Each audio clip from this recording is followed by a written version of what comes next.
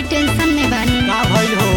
कैसे आई हम घरवा से बाहर आए जान, माई देत बिया गेटवा पपहराए जा। जदी देख ली भाई बड़ बड़ हो जाई, काचो ए जान भगदर हो जाई, ए जान हो देख ली हम डर हो जाई, ए जान हो देख ली हम डर हो जाई।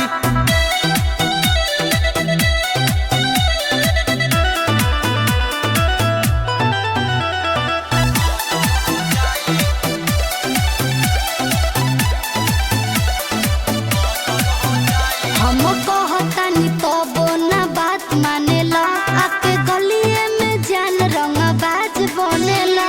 रंगबाजे है रे देखली ह तू आज केहू ना सामने आई, सच कहतानी दू चार गो लाश गिर जाई। भैया खातिर तोहर मनवा में डर हो जाई, काचो ए जान भगदर हो जाई, ए जान हो देख ली हम डर हो जाई, ए जान हो देख ली हम डर हो जाई।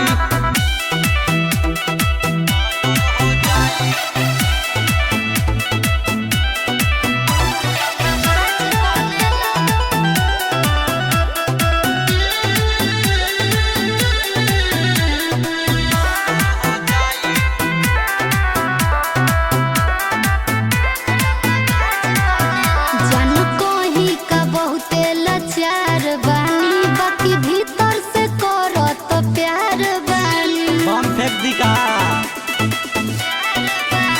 अभी बुझेलू का तू